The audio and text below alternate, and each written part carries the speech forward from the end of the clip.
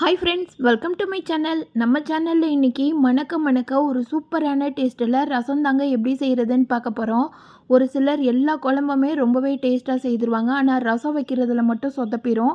அந்த மாதிரி எந்த மிஸ்டேக்கும் இல்லாமல் ரொம்பவே சூப்பரான டேஸ்ட்டில் ஒரு அருமையான ரசம் ரெசிபி தாங்க எப்படி செய்கிறதுன்னு பார்க்க போகிறோம். இந்த மாதிரி ஒரு முறை செய்திங்கன்னா கண்டிப்பாக அடிக்கடி இதே மாதிரி தான் செய்வீங்க. ரொம்ப டேஸ்ட்டாக இருக்கும், நல்ல மணமாகவும் இருக்கும், ருசியாகவும் இருக்கும். வாங்க இந்த ரசம் எப்படி செய்கிறதுன்னு பார்க்கலாம். இது செய்கிறதுக்கு மிக்ஸி ஜாரில் 1 ஸ்பூன் அளவு தனியாத்தூள் எடுத்துருக்கிறேன், அதாவது கொத்தமல்லி விதை, 1 ஸ்பூன் அளவு மிளகு, 1.5 ஸ்பூன் அளவு சீரகம் எடுத்துக்கோங்க. மிளகை விட சீரகம் ஜாஸ்தியாக இருக்கணும். இது கூடவே ஒரு 8லேருந்து 10 வெந்தயம் சேர்த்துக்கோங்க. வெந்தயம் சேர்க்கும்போது நல்ல மணமாக இருக்கும். ஒரே ஒரு காஞ்ச மிளகாவை இந்த மாதிரி 1-2 கிள்ளிட்டு தண்ணி எதுவும் சேர்க்காம கொரப்பாக அரைச்சி எடுத்துக்கலாம். பாருங்கள், இந்த மாதிரி கொரப்பாக அரைச்சி எடுத்துக்கோங்க. எப்பயுமே ரசத்துக்கு மைய அரைச்சிடக்கூடாது. இது கூட ஒரு 8லேருந்து 10 பல் பூண்டு எடுத்து வச்சுருக்கிறேன், அதை சேர்த்துக்கலாம். சேர்த்துட்டு ஒரு சுற்று பல்சில் வச்சு சுற்றி எடுத்திங்கன்னா இந்த மாதிரி உதிரியாக கிடச்சிரும். இப்போ இது ஒரு சைடு இருக்கட்டும். ஒரு அரை எலுமிச்சம்பழ சைஸ் அளவு புளியை தண்ணியில் கரைச்சி வச்சுருக்கிறேன். புளியை நீங்கள் ஊற வைக்கலைன்னா சுடு தண்ணியில் போட்டு ஒரு 10 நிமிஷம் போட்டிங்கன்னா சட்டுன்னு ஊறி வந்துடும். இப்போ புளியில் ஒரே ஒரு தக்காளி பழம், நல்ல பழுத்த தக்காளி பழமாக எடுத்துருக்கிறேன். பாருங்கள், மீடியம் சைஸ் தக்காளி பழம் ஒன்று எடுத்துருக்கிறேன். இதில் நடுவில் இருக்கிற அந்த தண்டு பகுதியை மட்டும் தனியாக கட் பண்ணி எடுத்துக்கலாம். அதோடு சேர்த்து செய்தோன்னா ரசத்தோட டேஸ்ட்டு நல்லா இருக்காது. அதை மட்டும் தனியாக கட் பண்ணி எடுத்துக்கலாம். அது மாதிரி ரசத்துக்கு எப்போயுமே தக்காளி பழம் நல்லா பழுத்த பழமாக யூஸ் பண்ணுங்கள். அப்போ தான் நல்லா பிசைகிறதுக்கும் ஈஸியாக இருக்கும், ரசத்தோட டேஸ்ட்டுமே ரொம்ப நல்லாயிருக்கும். இப்போ சுத்தம் பண்ண தக்காளியை நம்ம கரைச்சி வச்சுருக்கிற புளி தண்ணியோடையே சேர்த்து திரும்ப ஒரு முறை கை வச்சு நல்லா பசைஞ்சு விட்டுடுங்க. தக்காளியை நீங்கள் எந்த அளவுக்கு நல்லா மசிச்சு பசைகிறீங்களோ அந்த அளவுக்கு ரசம் நல்லா டேஸ்ட்டாக இருக்கும். தக்காளியோட அளவை விட புளியோட அளவு ஜாஸ்தியாக இருக்கணும். இது கூட ஒரே ஒரு கைப்பிடி அளவு கொத்தமல்லி தழை, கொஞ்சமாக கொத்தமல்லி தழை எடுத்து வச்சுருக்கிறேன். அதையும் இந்த மாதிரி கை வச்சு 1-2 கிள்ளி விட்டுக்கலாம். அதே மாதிரி கருவேப்பிலையும் 1-2 பிச்சு போட்டுக்கோங்க. பிச்சு போட்டுட்டு அதையும் கை வச்சு நல்லா பசைஞ்சு விட்டுக்கோங்க. இந்த மாதிரி கொத்தமல்லியும் கருவேப்பிலையும் கை வச்சு நல்லா அழுத்தம் கொடுத்து பசையும் போது மல்லியில் இருக்கிற சாறு எல்லாமே நம்ம ரசத்தில் நல்லாவே இறங்கி வந்துடும்.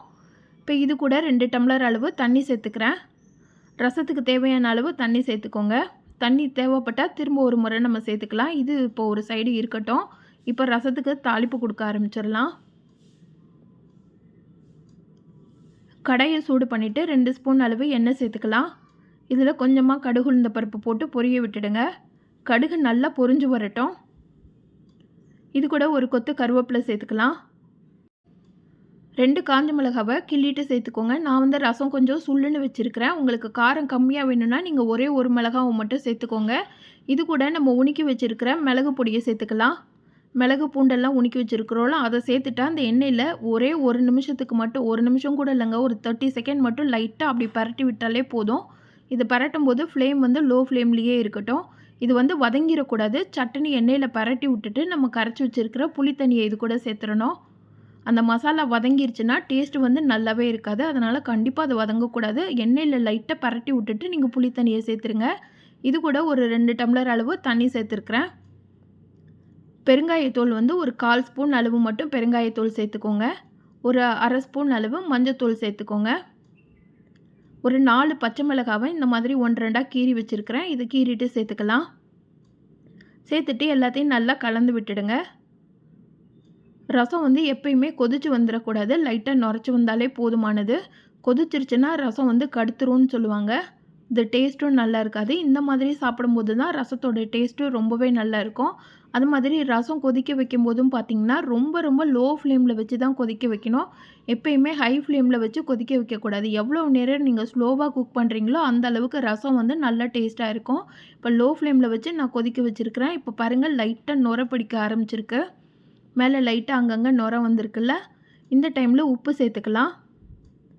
உப்பு சேர்த்துட்டு அந்த நுரை வர இடத்துலலாம் கொஞ்சமாக தண்ணி விட்டிங்கன்னா ரசத்தோட கொதிப்பு அடங்கிரும்.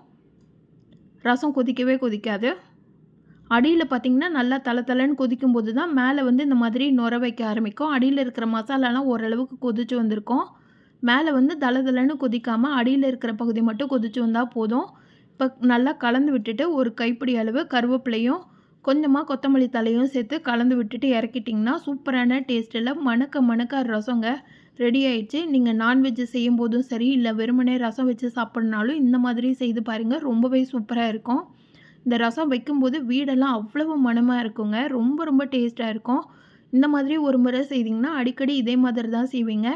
கண்டிப்பாக இந்த ரசம் ரெசிப்பியை நீங்களும் இதே மாதிரி மெத்தடில் செய்து பாருங்கள். செய்து பார்த்துட்டு எப்படி இருந்துச்சுன்னு சொல்லிட்டு கமெண்ட் பண்ணுங்கள். இந்த வீடியோ பிடிச்சிருந்ததுன்னா இந்த வீடியோக்கு லைக் பண்ணி மறக்காமல் சேனலை சப்ஸ்கிரைப் பண்ணிடுங்க. Thank you friends.